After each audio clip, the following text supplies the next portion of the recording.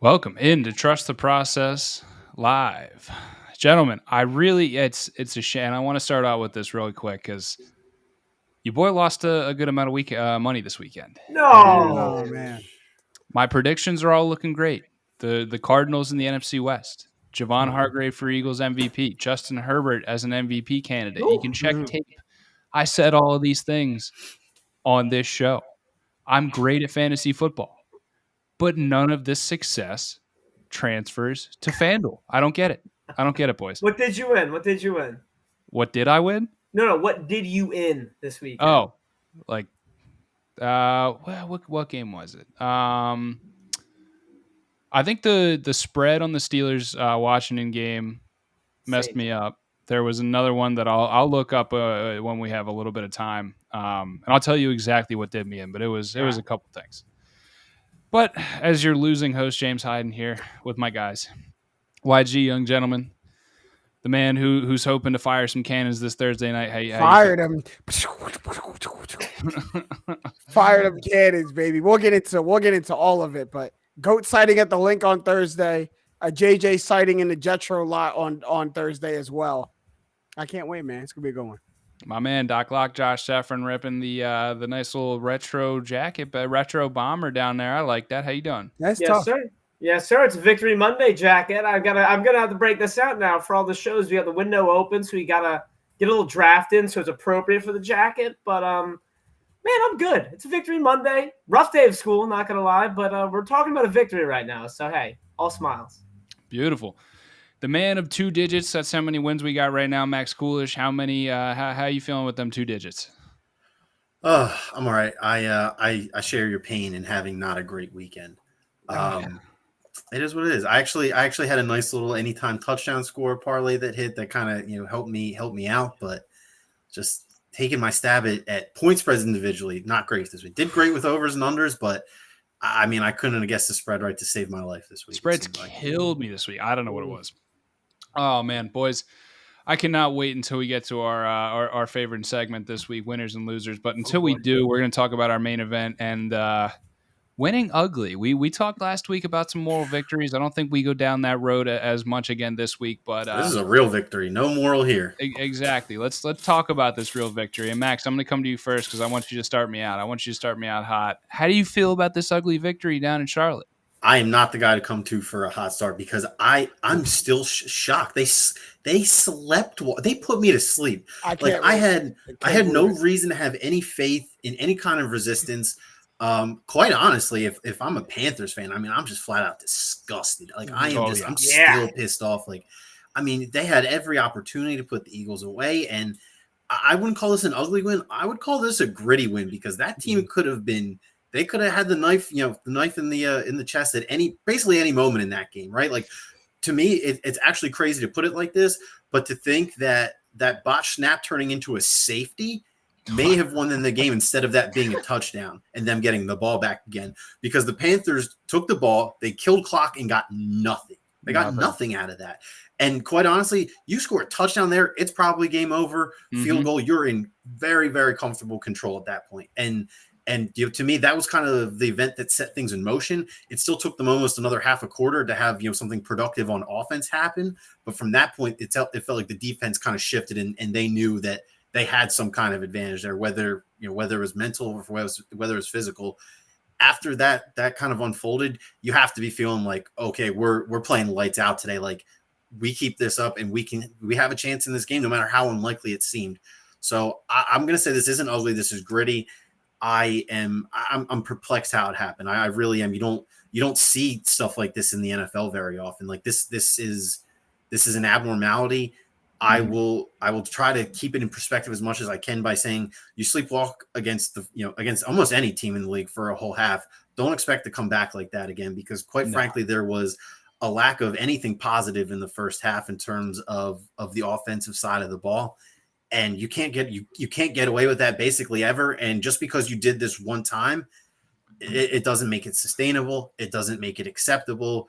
It makes it, an improbable win that reinvigorates the fan base, because I know I'm sure as hell, a little bit more vested back in, and I may be sipping the Kool-Aid a little bit with a short week. You never know what happens with these weird Thursday night games. I'm not saying a win, but you give me a respectable competitive game again. You give me a no-quit defensive showing where you're not getting 45 balled by the Tom Brady with 5 touchdown passes. You give me a competitive game, and I said this a couple weeks ago. The Eagles are a bad team. I have no expectations against a team as good as the Buccaneers at home.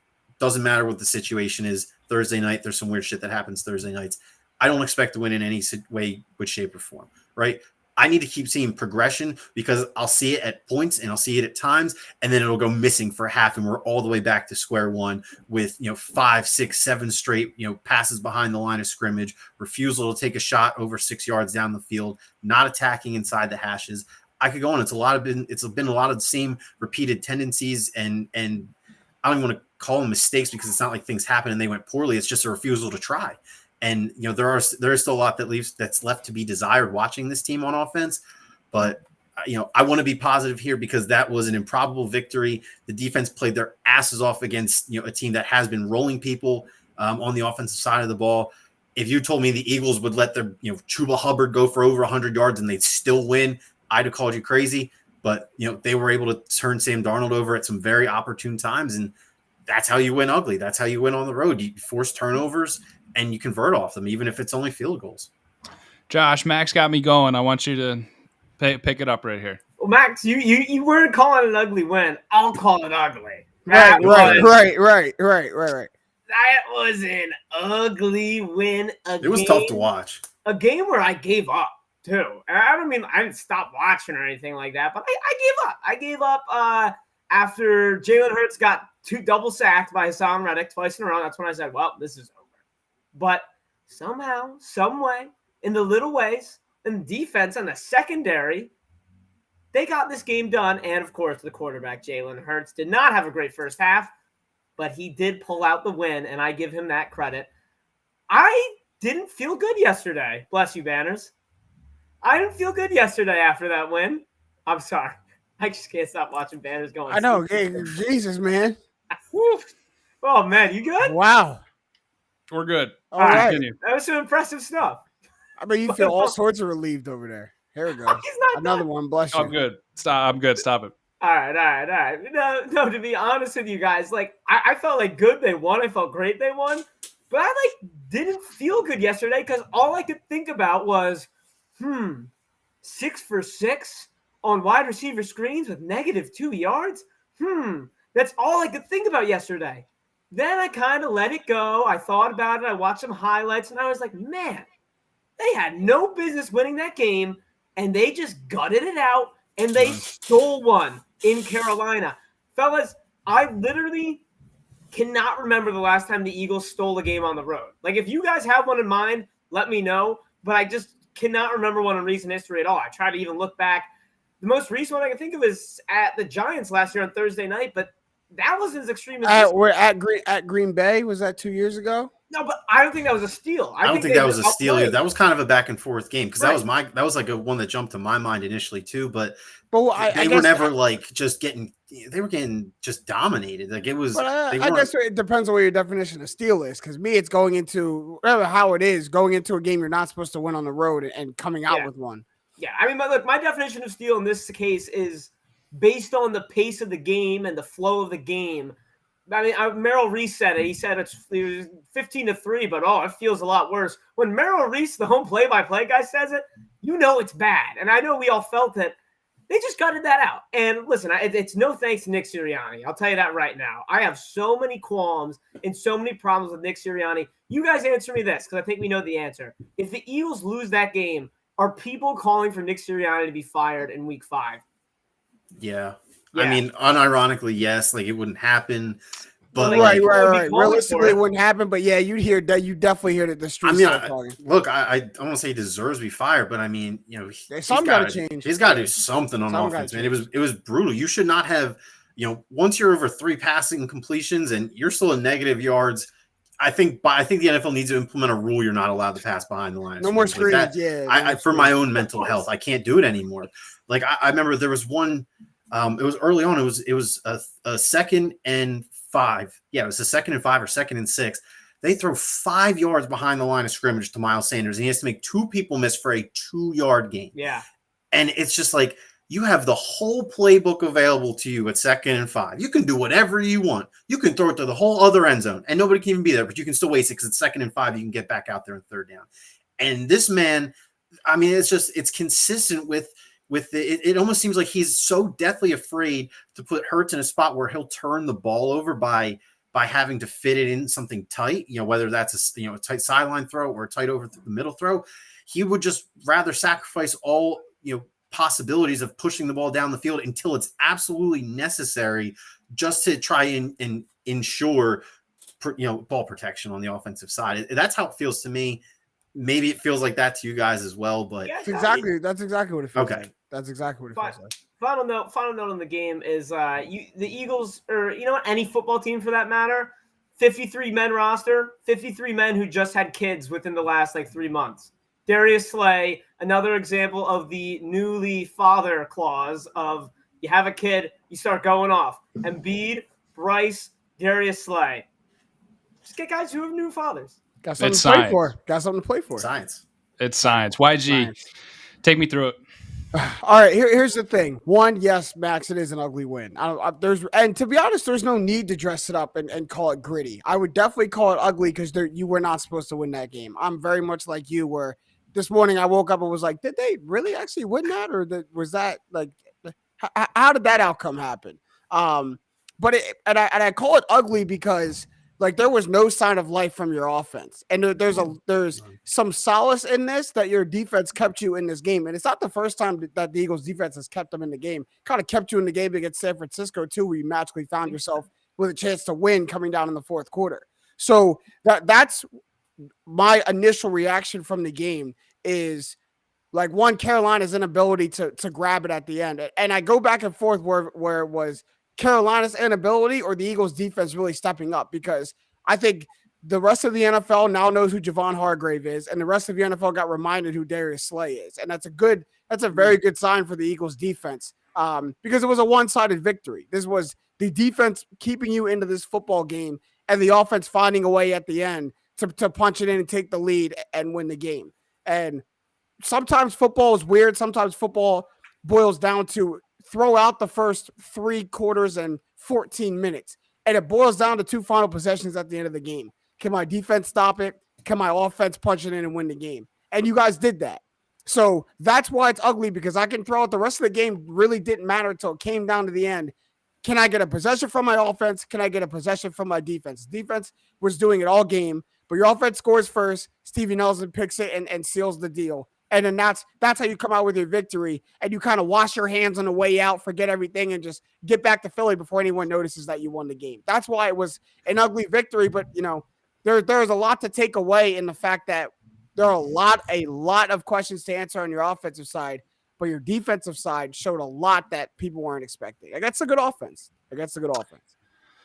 Yeah, it was an ugly win, but I don't think there's anything wrong with that. It's nothing wrong with it. You need to be able to win ugly games. Unfortunately, that's just kind of what it is in football, especially when you're not let's call it what it is. Neither of these two teams, and we can say this now because the Panthers are suddenly reeling. They're a team suddenly in a good bit of trouble. Sam Darnold has come back down to earth, and that defense just literally choked it away yesterday. Neither team is in the contender bracket as we would, if we throw contender in quotes right now. So when you're presented with an ugly game, you have to win an ugly game.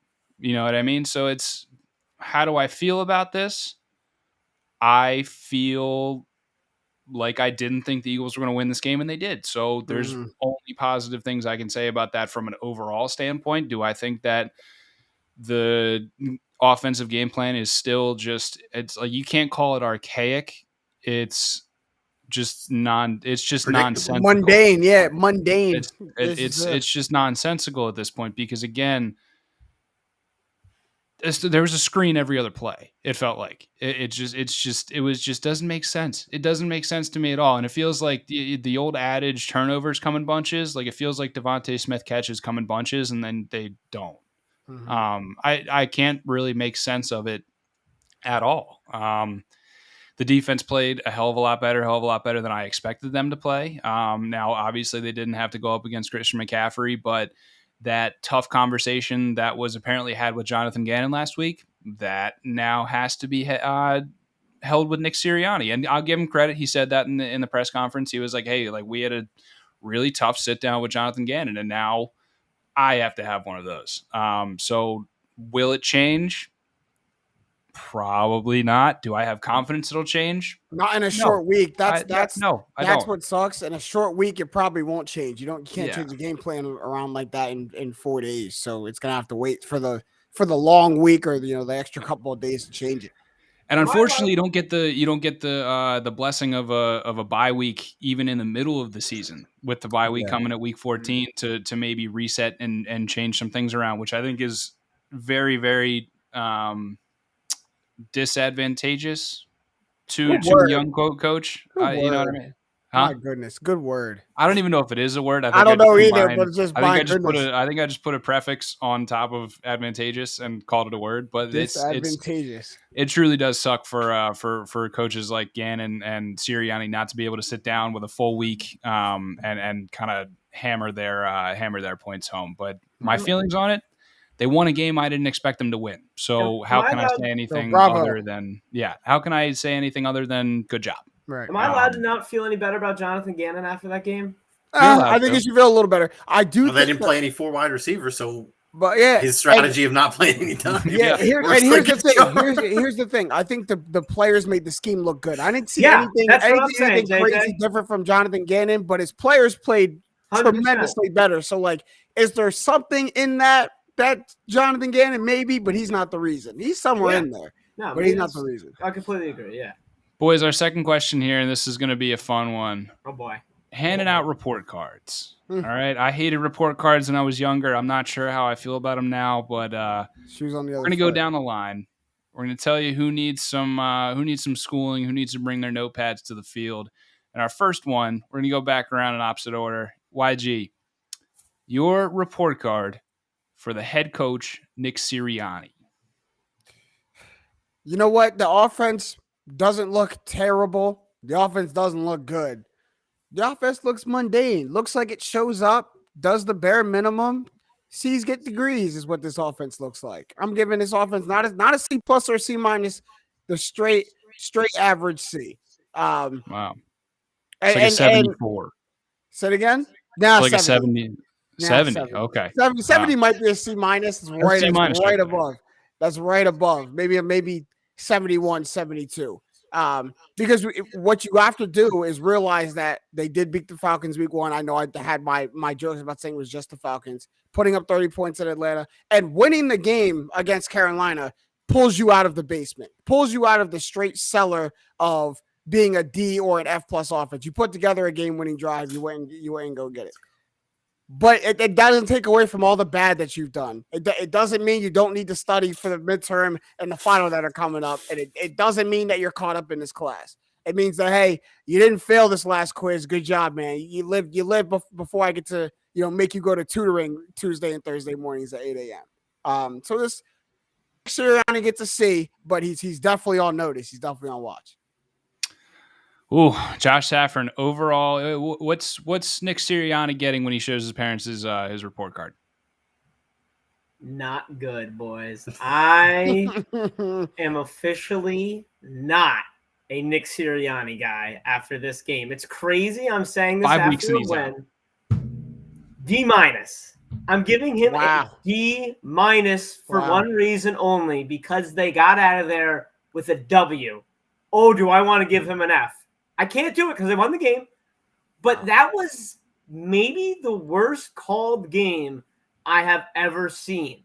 Like, that first half, at least, the first half was without a doubt the worst called game I'd ever seen. And I would have been one of those people who would have said he should be fired. I knew he wouldn't have been. But based on that play calling, he looks like an absolute fool. He sounds like an absolute fool in the post-game press conference. Everything about him reminds me of a high school football coach. The scheme, the attitude, the way he talks. I really can't stand him, to be honest with you guys. I feel like yesterday was a group project, Nick Sirianni did the bare minimum and had the entire group carry him to a good passing grade in yesterday's game. And it doesn't stop at the play calling. The play calling is what I got the biggest qualms with. What about penalties? We talked so much about penalties, and it almost ruined it again for the Eagles. It is so frustrating watching the team's discipline. And, like I get it. There's only so much a head coach can do. I really feel like Nick Sirianni did everything he could to lose the game for the Eagles. It made me feel better about the talent on the team because that was such a poorly coached game, and they still pulled out the win. So I feel better about the Eagles, but I need to see something really fast from Nick Sirianni, or else I am all the way out. I'm so close. Max A Million, what are you giving him on his report card to take home? Honestly, I kind of have to agree with Josh here. Like he was uninspiring. He leaves a lot up to people, players making plays instead of being schemed into good positions. He relies on his guys being able to do it themselves. I think that's like my primary, like number one takeaway from his offensive play calling, generally speaking. He relies way too much on that first guy needing to be a missed tackle as opposed to there not being a first guy because you're scheming guys wide open, or the way that your guards are pulling are able to, get your running back clean lanes or, sideline runs, whatever you want to do. Right. I don't need to go on all the X's and O's for every single play. With that being said, the first half was, it was gruesome. It was, that's a 0. That's a not even turned in. You didn't submit it in time before Blackboard struck to 12 midnight. Like you queued it up at 11:59, 58 seconds. It takes 5 seconds to go through, and you're still surprised when you're looking at it at 12 o'clock even, and you're like, oh shit, where's my work? You knew it was going to happen, but you kept just denying the truth, or however you want to put it. I am a little bit frustrated because it does feel like with a couple twists and turns and just some minor adjustments, like this offense has potential. Like Banners mentioned it. Why does my best receiver, my star offensive playmaker, touch the ball 3 times in a row and then not again for a while? Like, why is one of the first 3 plays, you're guaranteed 3 plays on offense? Why are one of those first 3 plays not in Devonta Smith's hands every single game? I get it that week 1, I actually really loved putting it in Quez Watkins' hand. Nobody expected it. That was, the local guy the fans loved. I actually thought that was great, throwing to Quez first play of the first game, right? At this point, we're a month in. You can't be cute anymore. You need to give the ball to the best players in their best situations. And look, Devonta Smith didn't have a perfect game. He was pretty good. He's becoming a pretty good receiver. With more opportunity, he will be an elite receiver, but he needs to be treated as such. Conversely, Miles Sanders needs to be given the ball more. This has been an issue for weeks. There's just too many spots where we're forced into having to force the ball to a wide receiver screen because that's what the play call is, and it's sometimes it's just too much getting everybody else in peppered a little bit. Like when you have someone run with a hot hand like Sanders in that Dallas game, I don't care if you only 2 carries for 21 yards. One of those was 17 yards. That's a hot enough hand for the lack of offense that they were showing in that game.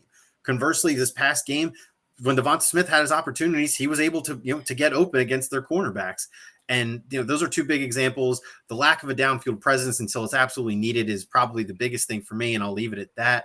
They refuse to push the ball until it's desperation mode, and desperation mode comes quick when you're going 3 and out with negative yard drives and punting right after.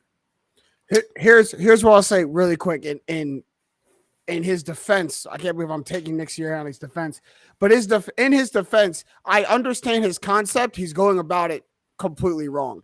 And I think, one, he wants to get the ball out of Jalen Hurts' hands quick. And I don't think he's wrong with that. A young quarterback who's making, coming into his first full year of starting, wanting to get the ball out of his hands quick, I don't think is bad. And wanting to get the ball quickly into playmakers' hands in space is not a bad idea either. So getting it quickly in a wide receiver screen to Quez Watkins, to Jalen Reagor, to Devontae Smith is not a bad idea to get it to them quickly in space. I 100% agree.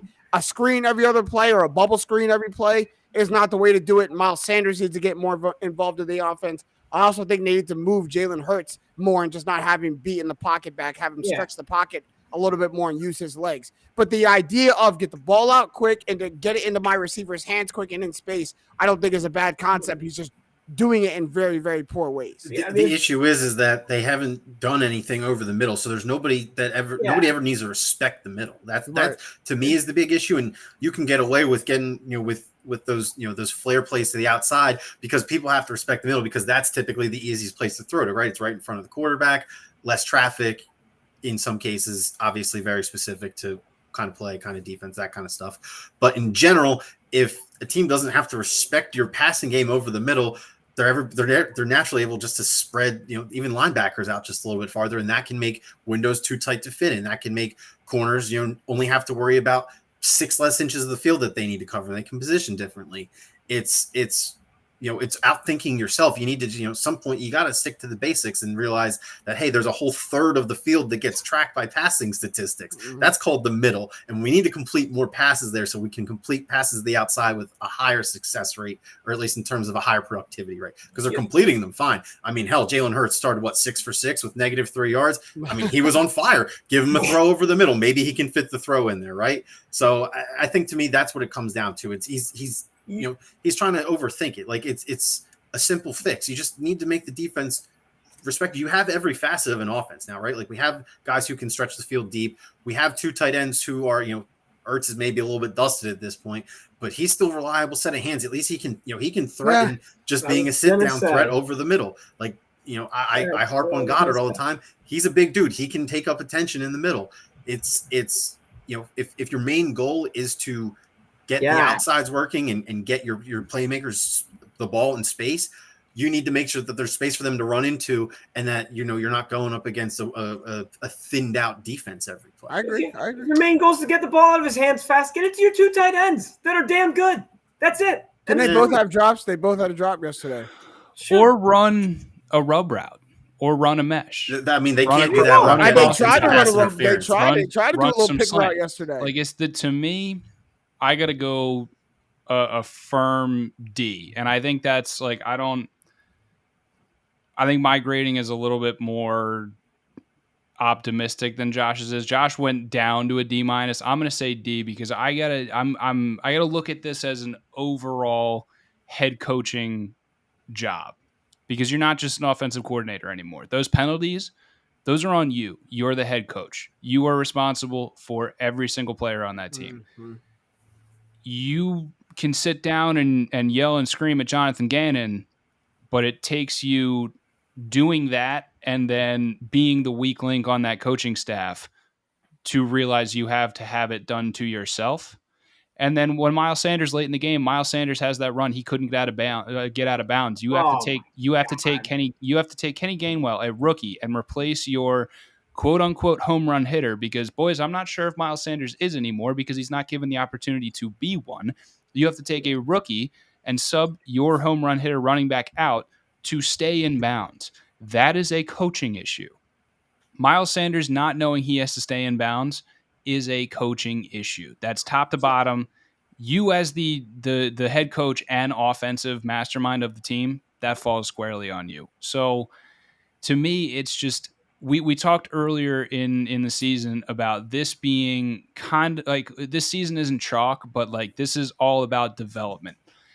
Jalen Hurts is not at the point in his career when you can only do the things that he does well. Mm-hmm. You have to run every single concept that has ever been done in the National Football League, even if he doesn't do it right now, because that's how you learn. You don't do these things and say, you don't do them in practice and say, oh, well, he wasn't great at that. We can't run slants. You're telling me an NFL team doesn't run slants with your possession wide receiver? Don't get me started. You said the S word. I really had to hold myself back from not going on a tirade about how it feels like it's been like a decade since I've seen the Eagles run a slant. It's absolutely unbelievable. You ran a slant for a touchdown. Just, Quez ran into the defensive back. Exactly. That's my thing. It's like Devontae Smith coming out of college. He wasn't a go route guy. He was get the ball in his hands and see what he can do. What's the number one play to do that? And don't say screen. It's slant. This is it's just all these things. Up there. Screen is up there though. A screen is up there. It is, but for argument's sake, for argument's sake, we'll go slant. Yeah, we'll go slant. For argument's sake, we'll go slant. You can't take a second year quarterback and say, all right, well, he was good at out routes and screens in practice. So that's all we're going to run. Sounds good, boys? Sounds good. Like that's Let it just ride. you get a strong D here. Strong. 'Cause you got a lot to clean up, and apparently we're not introspective anymore. We don't do that anymore. Where nobody's introspective over there down at the NovaCare. No, He No said emotional he intelligence said he's left. going to slap himself on the wrist, so we'll see. that's awesome. I can't wait for that T-shirt to come out. Second report card we're sending home, and this is what I picture his report card to look like, boys. This was just like, if you can look Come right on. here, here's where the screen was. Second report card going out here, boys. Jalen Hurts. Jalen Hurts. Anybody want to take this before I send it around? I feel like there might be some. I'll take it. I'll Go take for it. it, Josh. Go ahead, Josh. I'm going to give him a nice B+. And I'll give him a B+. So true to brand. Yeah, Okay. I'm giving him a nice B+. Because he didn't really follow the prompt to a T. But, man, I did like that final product, and he really brought it home at the end. He lost me there a little bit in the beginning, and he brought it home. The goalposts are just spinning all in circles, moving every which way. Listen, you heard what I said about Nick Sirianni. I am happy to take a good portion of the Jalen Hurts bad first half and say all Nick Sirianni's fault. Jalen Hurts missed two or three throws, and the one that really drove me crazy was the one that went off Ertz's fingertips. Yeah, Ertz probably should have caught that ball. Terrible throw by Jalen Hurts. He had plenty of time. He totally let him. It was on fourth down or third down. I can't remember exactly.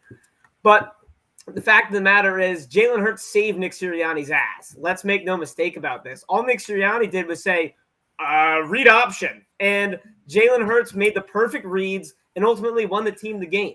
He did not have any passing touchdowns, thanks Greg Ward, but he did have 2 rushing touchdowns. And we talked about it before. He's no Lamar Jackson, but look at how dynamic he can be. JJ, you brought it up about what was Hurts doing sitting in the pocket for most of the game. You got to get that guy moving a little bit. He's not, like at this point of his career, for one reason or another, I think we saw it a little bit more his rookie year. Hurts is not like tucking it and running it when it's a designed pass. But when you have some designed runs, man, that guy can really open up the offense. So, yeah, I'm not going to sit here and then, say, oh, it's great completion percentage in the first half. No. That's not my game. It felt good to have a winner under center for the first time in a couple of years. And that's where I'll leave it off. Did he play perfect? No. But he did everything he had to do when the game was on the line, and Jalen Hurts got the team a win. Tanner, I want to hear your rebuttal right away. Your face is mystifying. Dude, I can't give anybody with a QBR of 31.2 and a passer rating of 62.7 like anything more than like maybe Did you see the plays that were being drawn up? I get that, but like if we want to call somebody a quote unquote winner, you kind of your job is to say screw the circumstances and give me a QBR over 40. Hey man, like I don't need a QBR. You just kind of move the goalpost right there. In fairness, Banners. I mean, by definition, this is if you're a winner, you win this game. He won this game. I'm giving him a C+ because it was ugly. He still struggles with accuracy issues, and that for me is the big thing. And I think a lot of that is the reason why Sirianni A doesn't let him throw over the middle, and B especially doesn't let him roll out of the pocket because accuracy only naturally decreases when you're on the move and when you're eliminating half the field by default, or 2/3 of the field by default. I think that Josh put it well. Like Jalen Hurts did what he had to do when given the opportunity. He by no means did not win this game by himself. The defense is full credit for who won this game. Jalen Hurts was able to take advantage of the situations presented to him by special teams and defense predominantly. And I think that we do have to give him credit because his running ability was the difference in this game. Him being able to, get short, tough yards when needed. It is, it's something you would like your running back to be able to do. It's something you would like your running back to be doing. Whether or not he's getting the chance is a different story. But Hurts is a very capable runner. He for whatever reason, I think maybe he should be, getting runs more often. It's maybe the most consistently productive part of our offense. After a certain point becomes too predictable, and that's kind of where you run into the issue. But Hurts is a very capable runner when he needs to be so. And I mean, honestly, that was the difference in this game. Like, they had some timely offensive, situations down the stretch, and who cares how long the field is? If you're scoring touchdowns to put you ahead in the fourth quarter, I don't care if it's 99 yards, 1 yard, or anywhere in between. Hurts found a way to get it done. He did so with a coach impeding him and basically giving him one half to work with. The defense is the only reason he had the opportunity to do so. But I think given his situation and circumstances, he sees the moment, but he's still like an average at best quarterback in terms of the physical and mental side of the game. Right. Which is where I was going. That's why I can't give anybody a quarterback higher than a C+ grade. He won the game. I have to give him credit for that. Right. That's the only thing he gets credit for. This season, as we've talked about so many times, is about development as a quarterback. I can't give you anything more than a C+ when you give me those numbers. You did a great job winning the game. I think that I'm not taking anything away from it. You won an ugly game. You won the game. You beat the opponent who was put in front of you. You get all the credit in the world for that, but you are the quarterback. I need to see more from the quarterback position is where I was taking really quick before we move on. Because I didn't get to go. I didn't get to go. Hold on. This will probably lead. So, this is something positive for you to segue into. One really quick example that I feel the need to point out, kind of the microcosm of Jalen Hurts right now. The Panthers jump off sides. He gets a free playoff, which is a rarity at this point in the NFL, right? Great mental awareness. I'll be honest, like a guy like Daniel Jones isn't really one to do something like this. He's, I saw him with the opportunity in the Cowboys game, forfeit, whatever, moving on. Hurts has the presence of mind to give his receivers the go deep. Like, I know I have a free play. Doesn't matter what happens here. He isolates one receiver in a one-on-one matchup, which is Jalen Reagor on the right side. And what does he do? He throws it 7 yards over his head and not even close to the field of play.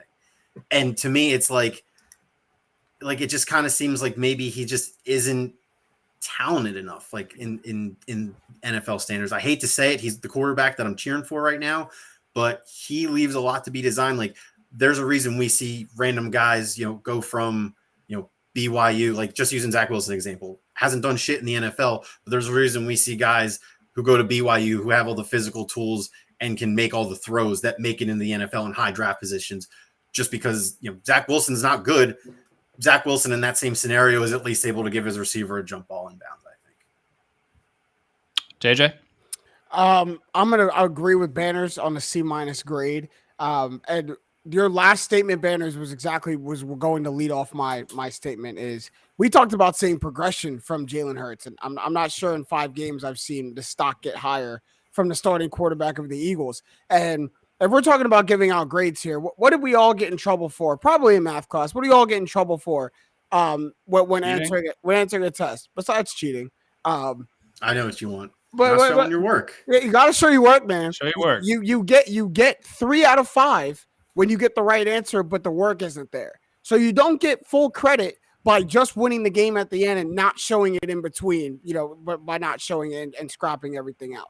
That's why I feel like Jalen Hurts is right now. That's what gets him the C- grade. And going in week to week, and you guys are detailing all the things we're still not seeing from Jalen Hurts. That's not progression. And the only job I personally put on Jalen Hurts' head this season is to show me week to week progression. Doesn't even have to translate to wins all the time, but show me week to week progression.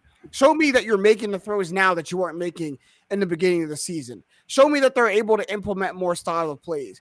Show me that when your defense gets you extra possessions, you don't go 3 and out and put them right back onto the field and basically wash it. So like that's what I want to see from Jalen Hurts, and that's really what I'm not seeing so far right now. And that, to me, that gives him a C- grade. He gets him and Nick Sirianni both get a little bit of credit for winning the game, but that's all they get is a little bit of credit for winning the game. But to me, I'm a tough grader, man. You got to show me the work. It's because I don't know where you got this from.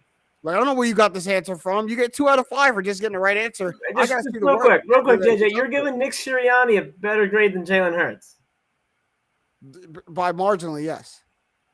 All right. I would say this really quick before we move on.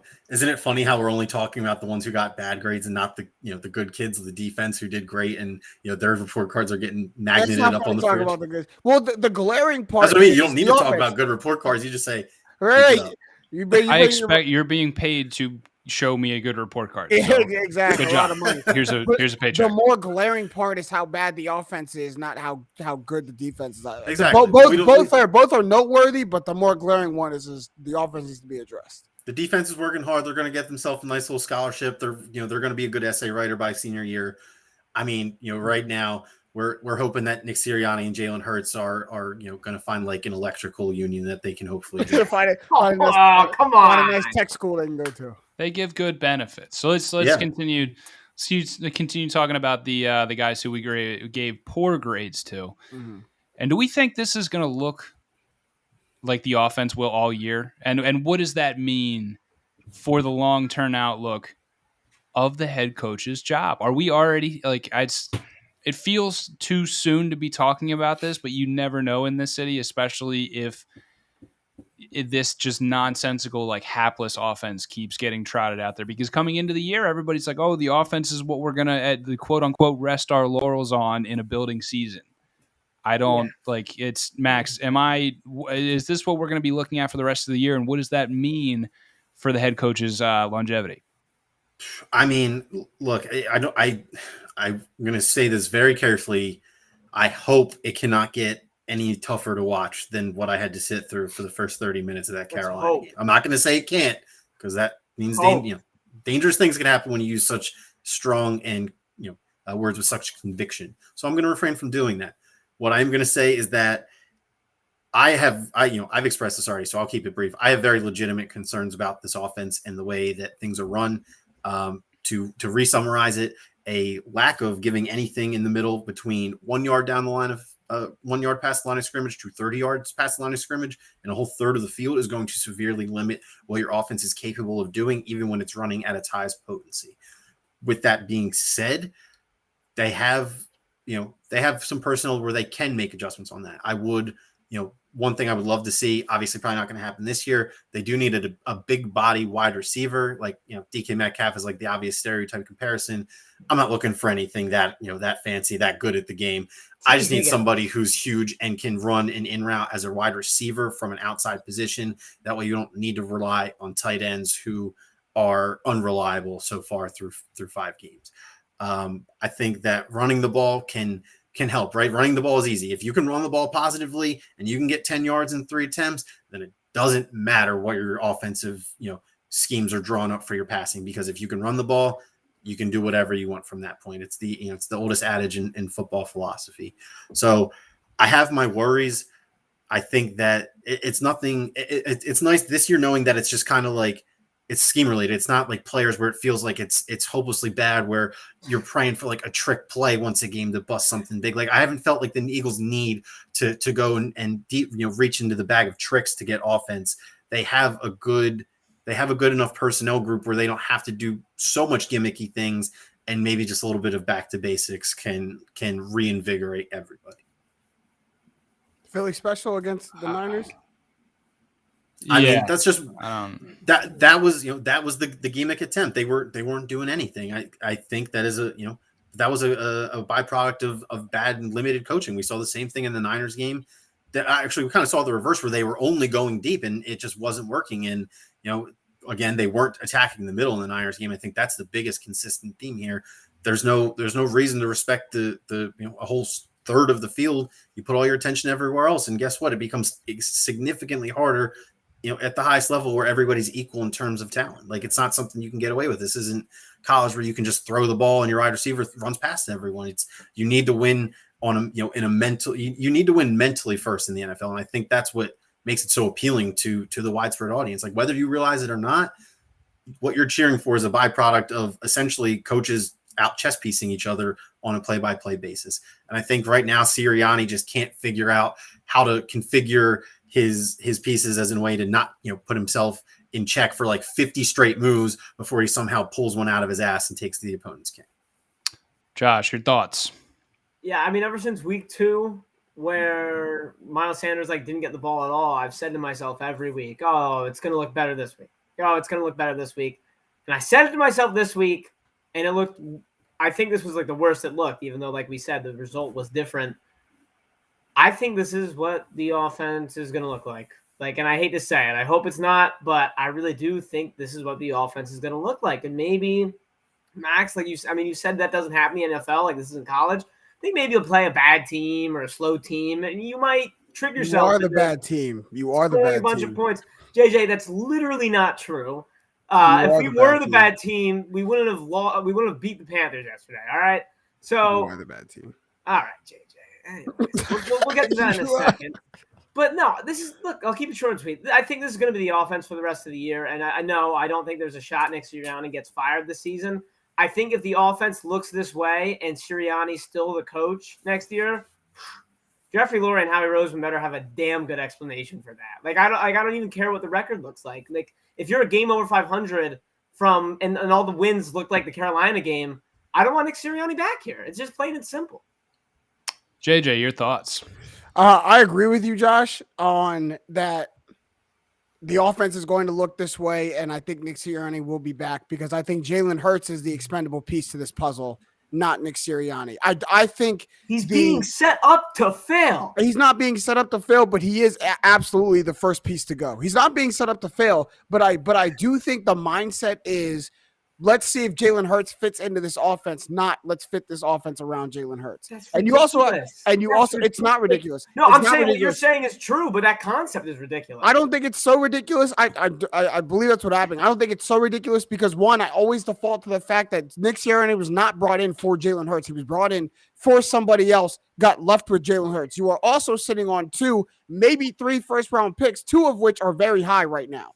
Yeah, quarterback draft class. But once it's side to side, true. But they also could be trade assets to go get another quarterback that's somewhere else who might free up. That is a completely different story. But that's pieces to be used to go get a quarterback. That is also there. So that's why I think this offense stays the same, because I think it's going to be let's see if he can do it. Let's see if he can do it. And when we figure out he can't, then we start figuring out what's our next option moving forward. But I do believe Jalen Hurts is the expendable piece, a second-round draft pick who we haven't paid yet, who was not like this. Our coach was not brought in for him. He was brought in for the quarterback that left. He is the expendable piece, not the coach that we just hired to a multi-year contract. JJ, if what you're saying is true, I might have to take like a month off from this. Well, why would that surprise you so much? Now, if this was Carson Wentz still here, then I would see why you wanted to take such a long walk off a short bridge. But he was not brought in for Jalen Hurts. He was literally brought in publicly to fix Carson Wentz. Carson Wentz left. Jalen Hurts is who he's left with. So it's hey, we're going to give the kid the shot. That's who we got. We'll give him the shot, see if he fits in our offense. When we figure out it doesn't work, we have options. It's just ridiculous. I mean, to me, Nick Sirianni should be coaching St. Joe's Prep, and Jalen Hurts could be running multiple offenses in the NFL. Like, I just think Jalen Hurts is very talented and not being utilized to the best of his ability. Probably very true. But our offense is our offense. We're not changing it for him. So I'm going to say yes, this is what the offense is going to look like, but I think that's bad because if we take a deep dive real quick, everybody keeps calling this a West Coast offense, but it's not. There's no discernible scheme actually happening here. Yeah, it's all haphazardly, which doesn't make sense to me because JJ, your point about him being brought in here for Carson Wentz leads me to think that this was the offense no matter what. Which read option and RPO heavy wasn't what Carson Wentz was good at. That's what Nick Foles succeeded at in spite of Carson Wentz. Like, it doesn't make sense to me because to be brought in here as a Carson Wentz fixer and run an offense that wasn't to his strengths, but somehow ends up being to the strengths of the guy you drafted in the second round, but also not following any discernible scheme. Literally none of that makes sense to me at all. And saying it out loud makes me feel kind of crazy. So we're right about Jalen Hurts being the expendable piece, but what this means to me is Nick Sirianni, sure, you might be a good leader of men, but your days calling plays are numbered. So this to me says that Nick Sirianni could be the head coach next year. I think he's still going to be the head coach next year, but as a figurehead, as the kind of marionette that we all know head coaches are here in Philadelphia, and they can keep him as on their strings and bring somebody else in to call plays. Like, this is just like looking at this just has my head spinning because you're going to be watching this offense, but that doesn't mean you're going to know what this offense is. I just don't get it. I really don't get it, boys. Oh boy. The last question here in the main event before we get to our favorite segment here on Trust the Process Live. We're going to take a look behind enemy lines here because we got our very own Bucs fan up in the top right-hand corner. we're going to go behind enemy lines and see what it's going to take for some cannons to be fired, whether or not they're at the Buccaneers or for the Eagles. JJ is going to tell us right now. So break down the Buccaneers for us here, Jack. So first of all, what you got to know is, and I hope you're very prepared for it, on the defensive side of the football, it's the best running defense in the NFL, which means not that you guys want to give him the ball much, but it means that Miles Sanders in the running game is null and void on Thursday night. That's a new one. And the reason why we come out victorious by a nice margin too is the ball now has to be in Jalen Hurts' hands. It's not your choice. It's you can't run if you tried. So Jalen Hurts is going to have to be the one to beat us. And I don't know if you guys know, boys, but the Buccaneers cornerbacks tackle very well. So I'll welcome all bubble screens. I'll welcome all pitches behind the line. I'll welcome all those short throws because we can come up and tackle in space. You're not going anywhere. And unlike the San Francisco 49ers, unlike the Carolina Panthers, our offense won't keep you in the game. We're not going to turn the ball over a bunch. Brady's not going to throw a bunch of interceptions. And you won't find yourself facing a team who hasn't scored 20 points in the fourth quarter. That's not going to happen. If you want to beat us, you will have to finish drives. You will have to keep pace. You will have to put up probably close to 30. And that's just really, this is not your cup of tea right now, going against one of the best defenses in the NFL, who, by the way, averages close to 2 turnovers a game, 2 takeaways a game. So not only do you have to finish drives, we have to protect the ball and not give the greatest quarterback of all time extra possessions to beat you. That just doesn't seem like something that you guys are very good at doing. So that's the recipe. That's the scouting report coming into Thursday night. And all that being said, I find my Tampa Bay Buccaneers very victorious and JJ don't find much resistance on Thursday. Very quickly, in a universe where the Eagles win, how on earth does it happen? You remember the scene in The Dark Knight Rises where Heinz Field kind of just collapses when Bane's walking on it? Get out of here. Get out of here. Next question. Okay. What happens, honestly, what happens is you make our offense very one-dimensional. So you take Leonard Fournette out of the equation. Impossible. I don't see it happening. You take Leonard Fournette in the run game completely out of the equation, and you make Tom Brady throw in very uncomfortable situations that he doesn't want to. You put pressure on him by rushing only 4, seeing a lot of defensive backs, and making him get the ball out to places he doesn't want to. So you're asking me how it happens. That's how it happens from the offense, and then you also have to turn him over probably once or twice. Like all very unlikely things that I see, but that's I think how you at least stifle our offense. And then on the defense, you guys usually got to finish drives. You cannot. You got to be able to pass the ball. That's really all it is. Like the Buccaneers you got to attack our secondary. Our secondary, we got Richard Sherman covering people. If you can't attack Richard Sherman at this age, then and a bunch of old guys on a short week. It's quiet for you. Guys on a short week. That's hope.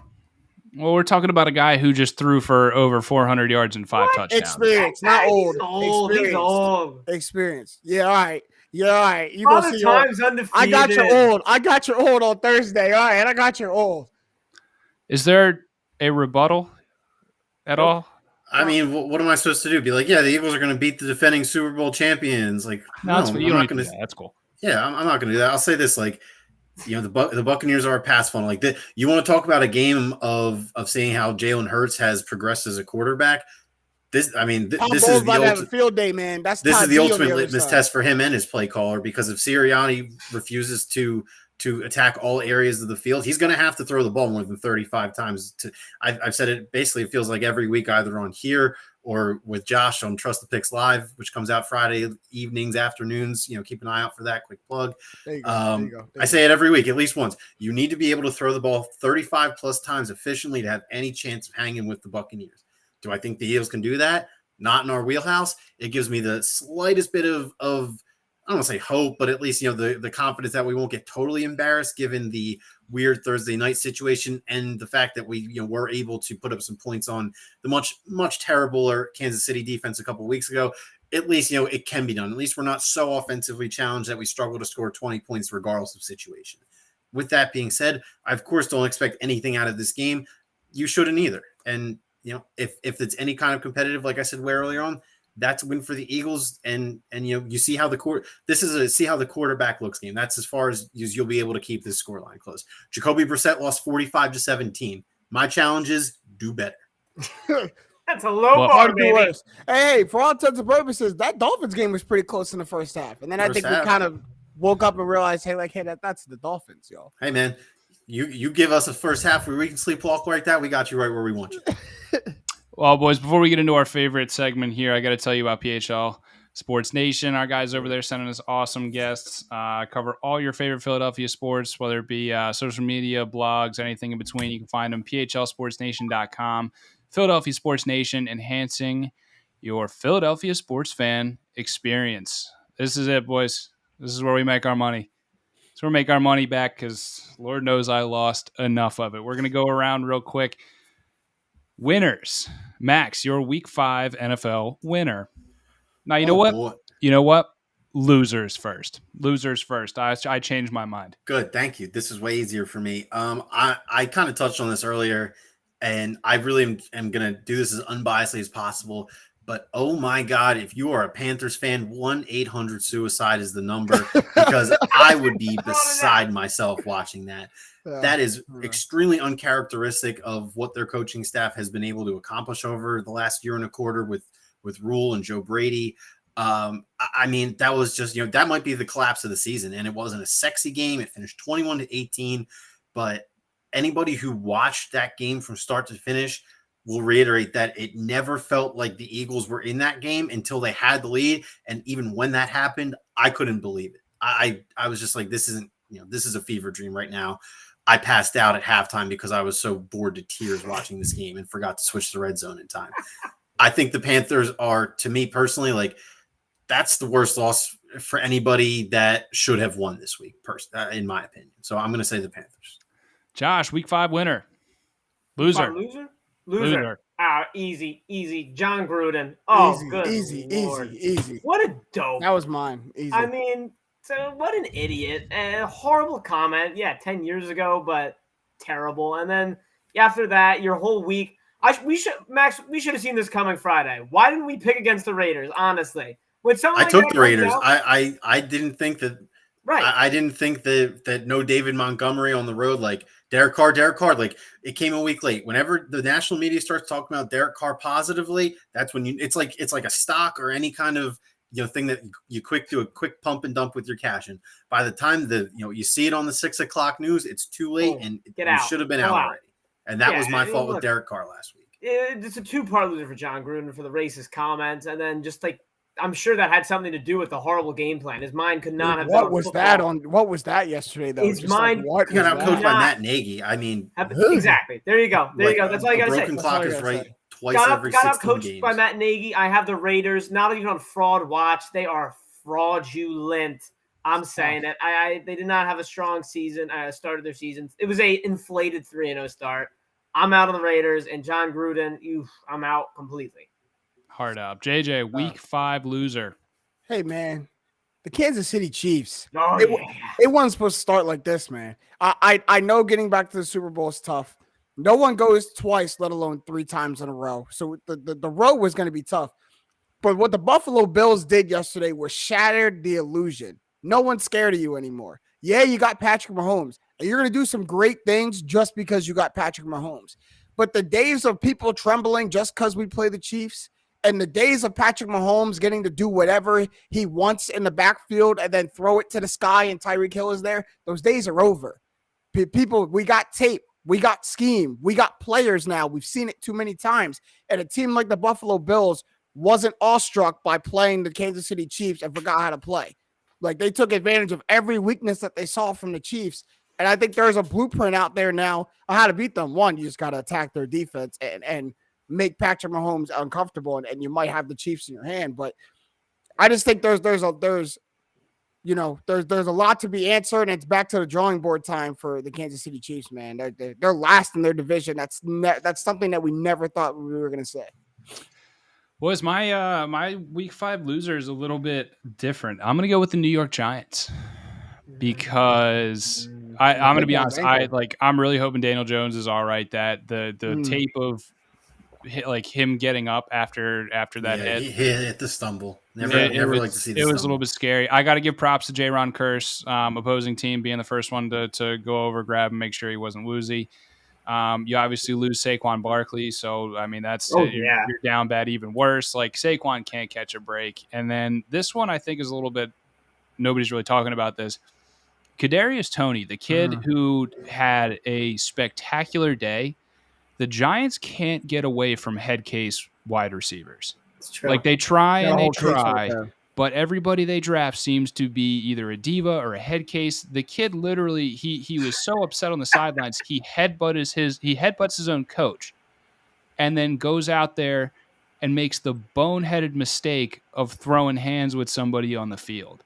With a helmet on. With you're punching somebody's face mask. Like, dude, like I mean, we're grown men, man. We throw temper tantrums. Like we're grown men. I guess so. I guess that's what we all devolve into. But like Tony, man, like get your head on straight. That ain't cool, brother. Like, do you really want to be you could share a meme with Odell Beckham. Like you got half the screen Odell Beckham losing a battle with a kicking net, and half the screen you headbutting your own coach. Like it's like, do you really want to be in that territory? Me personally, I wouldn't. So maybe pick it up. So Giants loser, and you lost on the field. So double loser. Yeah, double loser. Come back around, Max. Your Week 5 winner. I gotta say, I mean, at least in my mind, feels like a thin week for winners. I was gonna say the Bills when I was put on the spot. That was gonna be my spot, but I mean, JJ kind of touched on that, you know. So I'll stick with them, and I'll just speak from a Bills side. You know, I've been the longtime Bills rider, Josh Allen believer of the show. Feels good, a little bit of vindication. Try and convince me otherwise. The road to the Super Bowl through the AFC doesn't go through Buffalo. Yep. Can't right now. Can't do it, Josh. Week 5 winner. I got one team that you might want to look out for. It's Chargers. And the Chargers fans specifically the Chargers fans, because I want to call the winner Justin Herbert, but it's a share between him and Brandon Staley. We talked about Big Balls Doug. This Brandon Staley guy is unreal. I love me some Brandon Staley, man. Just no hesitation. He's must-see TV. 5 weeks into his career, he's must-see TV. Dude, what he did against the Chiefs alone 2 weeks ago, going forward twice on fourth down with the game on the line, just absolutely insane. First of all, 47 points alone, right? But it's just like, 4th and 7, yeah. Yeah, go for it whenever. I was like, Justin, throw it to Mike Williams. All right, good, got it. Oh, touchdown, done. Like, what a treat it must be to be one of the 8 Los Angeles Chargers fans out there. Oh man, YG Week 5 winner. Oh, there's a couple of them, but you know what I'm gonna do? I'm gonna do Mason Crosby because he saved his job on the last kick. My goodness. You want to talk about scrapping everything else and just make one play for me at the end? Miss every kick during the game, but when I need you to make one for me in overtime, we ride off into the sunset with this one, baby. He got to return to the facility for one more week. His passcode unlocked the door for one more week because of the very last kick of the game. Mason Crosby, it just, Everyone loves a redemption story. That is a hell of a redemption story right there, man. I'm actually going to stick with that game for my winner. And my winner is, even though they lost, the Cincinnati Bengals, man, because this team, real, bro. They are. This team, believe it or not, is a playoff contender in the AFC. And the Cincinnati Bengals fans take heart in the fact that you now have Jamar Chase and Joe Burrow.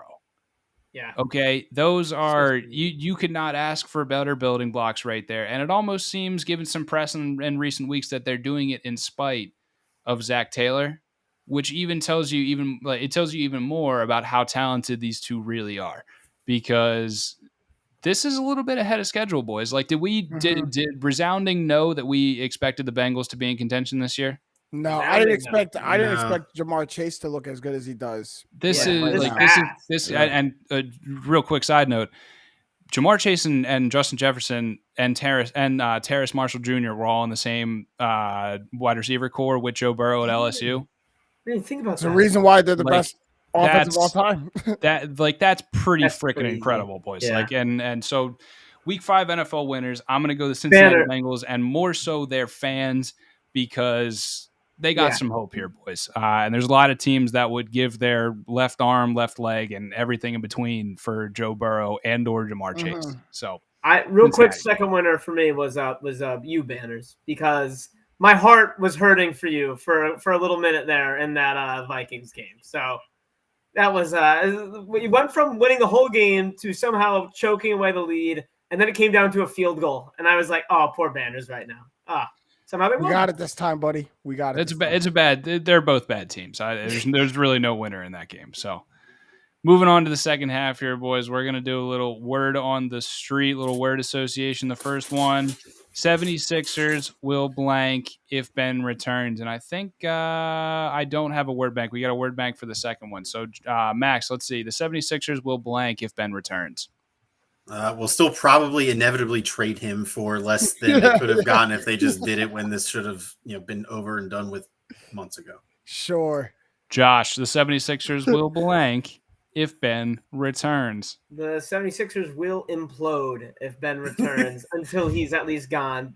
Who wrote this question? Joe Embiid's talked way too much shit at this point, and I support it. But good Lord, the amount of jokes that the players have even made at this point. I get it. He's got to come back for trade reasons, but it's too much. JJ, the 76ers will blank if Ben returns. How about this one? The 76ers will have to control their crowd if Ben Simmons returns. Because you got to remember, hey, this is still a home game, y'all. I understand we're not happy with them, but that we got 11 other players on this team. We're trying to win a game. Okay, calm it down at some point. Past the first couple games of the season, we got to get over it a little bit. I know how y'all be. You're not wrong. This is perfect. So my answer to this is a little bit out there, boys. And my answer, the 76ers will get Ben Simmons arrested for insurance fraud if he returns. This is now out there on Twitter. Ben Simmons' contract is very insured against injury. Now, Josh, your point about Joel Embiid talking a bunch of shit rings true. When he comes back, Ben Simmons, as evidenced in Game 7, is not a confrontational person. No. So if he comes back, he'll fake an injury. And when he fakes an injury, that's when you get pinched for insurance. We got a legal battle on our hands. Can I give a bonus answer before we move on? Okay, yeah. The 76ers will have to help him find a new house because he sold the one that he was living in. So that he's still got one in New Jersey. The Rids. He's still got one in New Jersey. So no, it says for sale today. Morristown. Keith Pompey on the beat. Fantastic. Keith Pompey is just he knows where all Ben Simmons out there, is. bro. Our last word on the street here, boys, and this one I do have a word bank for. Okay. Blank will be here longer than blank. And the options I'm going to give you are Nick Sirianni, Glenn Rivers, and Joe Girardi. So, for instance, my answer would be Joe Girardi will be here longer than Glenn Rivers. Woo! Woo! Oh, man, okay. Woo! Really? I'm going to let that one sit. Ooh. Joe Girardi will be here longer than Glenn. All right, I'll go next. I can one up you, Banner. Go ahead. I want to give my reason because I'm on. You got to show your work on that one. I'll be on tape here saying after the Sixers' second round loss to the Hawks, I was on tape saying that Glenn Rivers is no longer a modern NBA head coach, and my stance still stands. The Phillies, on the other hand, it has nothing to do with Joe Girardi at all. Sure. The Phillies are just that inept of an organization who still are paying Matt Klentak and Andy McPhail salary because they still call Citizens Bank Park work. They show up there. They have their names on the door of their offices. If those two clowns are still getting paid, I love it. Joe Girardi is still going to be here because guess what? He just brought in the hitting coach that he worked with in New York that he got into a physical altercation with this season for calling Max Scherzer out for quote unquote getting checked for banned substances. Joe Girardi will be here longer than Glenn Rivers. Book it, Max. I mean, I'm ready for inevitable backlash. But Glenn Rivers will be here longer than both of the other two. I agree. I'm with it. You wanted the backlash. I agree. Oh, okay. I agree. Pleasant surprise. I agree. Because we Doc Rivers and Daryl Morey probably have the best relationship of any head coach GM of the Philly sports. Would you guys agree? Just right now, Nick Sirianni, just based on personal relationships. Nick Sirianni just got here. Exactly. They're puppeting him, and he's saying, "Yes, sir. Can I have some more?" Yeah, and Elaine Vigneault hates everybody. So yeah, that's not. That's fair. That's fair. Max, that's the reason I say Doc Rivers. I'm shocked you think Joe Girardi's. I mean, I get it that the Phillies are. I mean, I think Joey G's got to be out of here. To your in your same lane banners, Clentac and the Phillies front office will love to find scapegoats and continue to watch their ex managers go on and lead their teams maybe to a World Series berth. They'll continue to watch that. Can't wait before it's their fault. 100% before it's their fault. Well, Josh, blank will be here longer than blank. I got a pretty lame one. It's just Glenn Rivers will be here longer than Nick Sirianni. I mean, boo. Yeah. Max told the second. Well, Banners, you're the spiciest. Hold on. I got this. Josh, add Jalen Hurts as a fourth name into this prompt. Spicy now. Nah, I'm not doing it. Do it. He's not doing it. Do it. There's what I believe, and there's me being realistic, and those are two completely different things. Oh my God. Yes, YG blank will be here longer than blank. You got anything? I'm hopping on the Max bandwagon here on the Digits Express. Glenn Rivers will be here longer than both Joe Girardi and Nick Sirianni. Let's stamp it down. Interesting. The roster's too good. The roster's going to carry him to something, and they'll find a reason to keep him. He'll still go farther than either of those coaches. Whether you like it or not, he will still go farther than the Eagles and the Phillies. So we'll keep him here. What do I get when Joe Girardi's here longer than Glenn Rivers? Oh, I don't know because you can cash that in, and I mean we'll negotiate then. But on your hands. That means you cash that in. You remember this and everything. Like I don't know what that'll say. I don't know if that'll say something went very right for the Phillies or something went very wrong for the Sixers. I think knowing the history since 2011 of the Phillies, that means something went terribly wrong for the Sixers. terribly wrong for the Sixers. Which it's starting to be honest. Yep. We might be at the start of that. All right, boys, tap outs. Who wants to go first? I'll go first. You'll go first. Let me get this out the way. I want all my fellow Eagles fans to realize something. We all have a good time kind of having this good-natured ribbing with one another. I give you guys a lot of crap. You guys don't live up to expectations. It's a good relationship that we got going back and forth here. And I'm going to bring a lot of energy and a lot of, boisterous bravado, if you want, to the Eagles, tailgate and to that parking lot on Sunday. Or on Thursday, I should say. Good luck, my friend. And I've seen what you guys do to people who aren't rooting for your team at the tailgate. And I watched you guys square up with Mike Scott. So that tells me that if you'll square up with a 6'8", 230-pound guy who plays for your basketball team, that you'll square up with anybody. So this is all I'll say. Is it doesn't go anything past football. I'm not going anything past football. I'm there merely as a fan of my team playing someone else at their stadium. I want to keep the peace with y'all knuckleheads when I'm down there on Thursday. Buddy, you're talking to the wrong people. And by the way, the fake Lombardi should be here on Wednesday, so we'll be all right. Oh, Jesus. We'll be all right. Careful now. That's a good touch. I'll give you props for that. Thank you. Let's see. Max, Josh, anybody want to tap out? I got one. Yeah. I went and had the pleasure of seeing much maligned comedian John Mulaney in person on Saturday. Did you really? And it was awesome. He was funny as hell. It was exactly what you thought it would be about after his last, I guess, year or so in the public spotlight of divorce and drugs, the two fun Ds that comedians love to talk about. It was funny as hell. If you like him, you would like that. I don't know if he's still in town or whatever. but I had a blast. It was hilarious. It's it felt like it had been a while since I'd been to like a show or an act of some kind, like a concert. I haven't been to any of that stuff, just like bars since the old pandemic started. So that was it was a nice return to the scene, and I had a blast. It was a good time. Josh. Yeah, I got a quick two-parter. First part is on Friday. Went to the old South House in South Philly for they have Temple games on there. It's like a little Temple bar when they're on.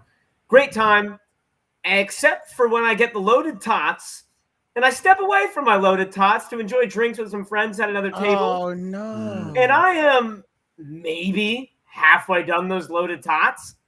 And for some reason, the bartender, the busboy saw them sitting there. Oh, it wasn't even said, your he's own done. people. He's done.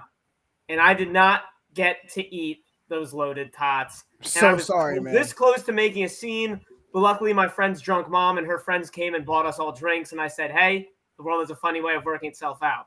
So that was that. I'm very upset about that. I was this close to making a scene. Quick second thing is we need more good movies to come out. I am jonesing to go to the movie theater. I feel like I'm the only person who likes going to the movie theater anymore. But there's nothing worth going to see. So I saw Jungle Cruise. Took my little brother to the movie theater for his birthday. He's like little Disney, The Rock movie. Hey man.